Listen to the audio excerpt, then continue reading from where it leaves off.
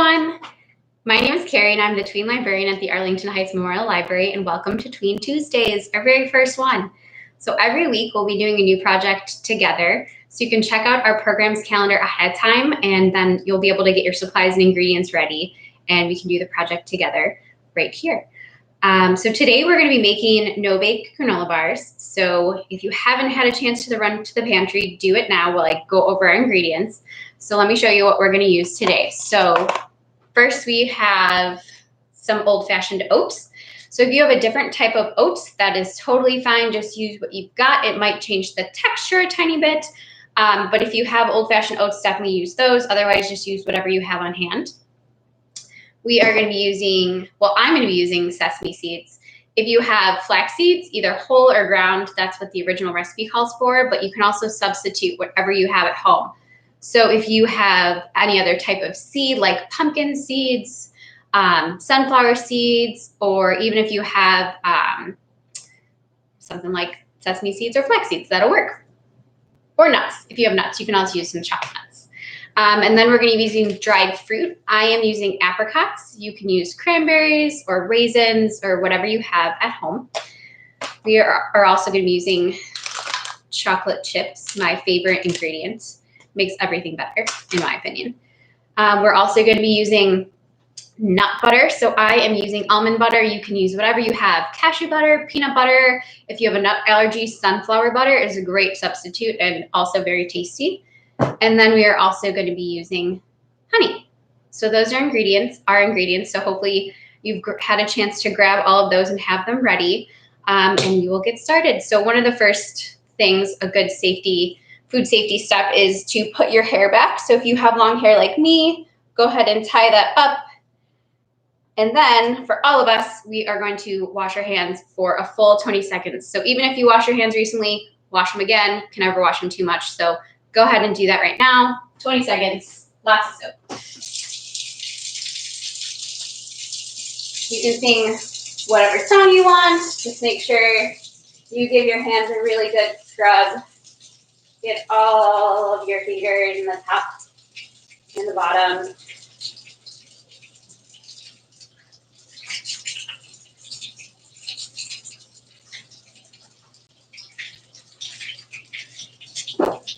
Okay, now we are really ready to get started. So before we start adding some ingredients, we're going to make sure we have a baking pan ready. So an 8x8 baking pan would be great. Mine is a slightly different size and shape, but whatever you have, it'll do. I prepared mine with some parchment paper just to make it easier to take the granola bars out at the end. If you don't have parchment, don't worry about it. It just makes it a little bit easier. So I've got mine ready to go. And now we can start measuring our ingredients. I've got a large mixing bowl ready here. I've got my measuring cups ready. Got a spatula ready to stir and scoop. And if you are working with your family or siblings, it's great to take turns. So maybe one person wants to do one ingredient and then give somebody else a chance to do the next one. So we're going to start with our oats. I'm using old-fashioned oats. We're going to do a cup and a third. So go ahead and grab your full 1 cup measuring cup and get a good scoop full of your oats, and then you're going to add that to your mixing bowl. And then we're going to use our 1/3 of a cup measuring cup and measure oats as well into our big bowl. Then next, we are going to do our seed or nut. I'm using sesame seeds today, but again, you can use whatever you have on hand. So we're doing 2/3 of a cup. So we're going to fill our 1/3 measuring cup up 2 times. Oops, you don't want this in our granola bars. So that's 1/3 of a cup. Oops, a little extra. Won't hurt. And then 2/3 of a cup. Okay, next we are going to do 1/2 cup of dried fruit. I've got my apricots and I actually chopped them up earlier so that they'd be a little bit smaller pieces. I'm going to make sure I've got my 1/2 cup measuring cup ready to go. all of these in here. And I'm gonna add that to my big bowl that I've got going. Smells really good. Next, we're gonna do chocolate chips. So this one is, again, 1/3 of a cup. Got mine measured out already. I'm gonna add those to the bowl. I think mini chocolate chips would work really well because they're tinier and then would be kind of dispersed better. Mine are like really big chunks, but they're still gonna taste great.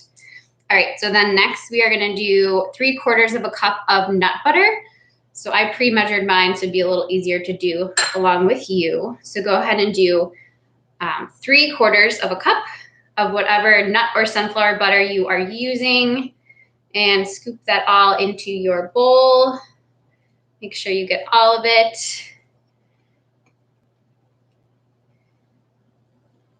And if you are using a 1/4 measuring cup, then you're gonna do that 3 times. You could also do a 1/2 cup measuring cup and then a 1/4 cup to equal 3/4 of a cup.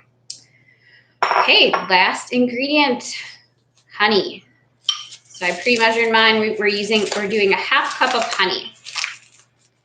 So go ahead and squeeze out your honey into, you could use your 1/2 cup measuring cup.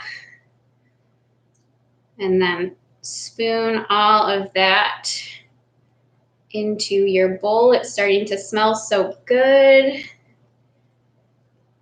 Make sure you get it all in there. I don't want to waste anything. All right. And now we've got all our ingredients in our bowl. So hopefully yours is kind of coming along looking just as delicious as this. And we are going to be mixing now. So this is another great opportunity for you guys to take turns if you're working together with siblings or family, because we really, really want to mix really well so that we incorporate our dry and wet ingredients together. And you really want to get a little bit of all this yummy stuff in every bite of your granola bar. And to do that, you have to mix it all together really, really well.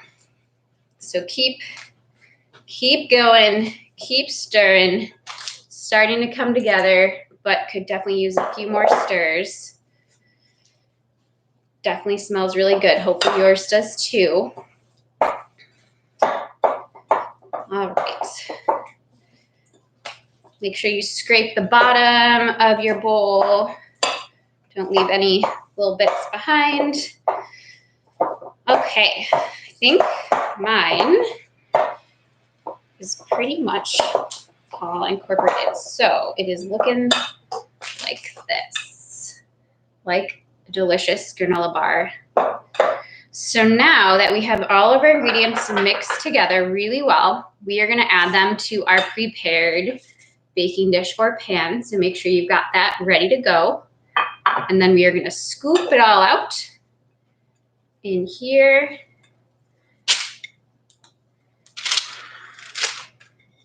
And make sure you get everything from the bottom of the bowl. And then once you have all of this gooey goodness into your pan, it's gonna be like a big blob, but we're gonna make it look prettier by pressing it down so it's nice and firm. You wanna really work it into the corners and press it so it's nice and flat. And depending on the size of the pan you're working with, it'll affect the thickness of your bar. But no matter what, it's gonna taste delicious. Make sure you really press it all the way in so it's nice and flat on top and fills all your corners all the way. So you have some nice shaped granola bars at the end. So really make nice and firm and flat and smooth. So this is how mine looks now. So hopefully yours looks something like that. Okay, so now is the actual hard part.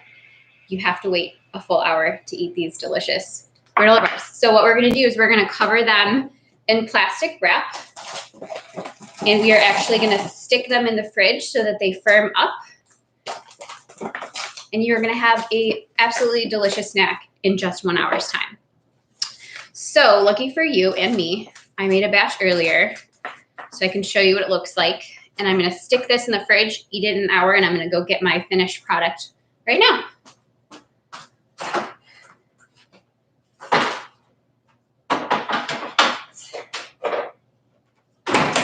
All right, so I made a mini batch yesterday, and I had to taste test it, obviously. It was delicious.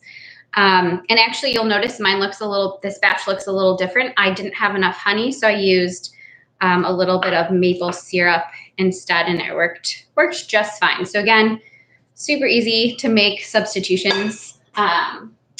And once you have, so in an hour, once you have your granola bars ready to go, you can go ahead and cut them into whatever shape you want, squares or bars. You're going to want to wrap them individually in plastic wrap and keep them in the fridge until they are ready to eat. So I like to cut mine into like actual bar shapes, and then I'll go ahead and wrap that in plastic wrap and keep it in the fridge until I want to eat it. So my favorite part about this recipe is that it's super flexible. So no matter what you have at home, you can make it work. You can make substitutions and changes and just use whatever you have on hand. So I hope that you make some delicious granola bars. And I know I can say I miss seeing all of your faces, and everyone who works at the library does. So we would love to see your faces. So if you make granola bars or you eat the granola bars, we would love to see your picture. So be sure to tag us at AHML so that we can see what you made and share it with everyone on our social media platforms. You can find the complete recipe on the Tween page of our website. It's also linked below, as is the program calendar where you can see our upcoming Tween Tuesdays, so you can gather supplies and be ready to make some projects with me next week. We are going to be working on learning about April Fool's Day and then making some pranks that you can pull on your family at home. And the week after that, we will be making microwave mug cakes. So thank you so much for coming to our very first Tween Tuesday. I hope to see you next week and have fun creating. We'll see you soon.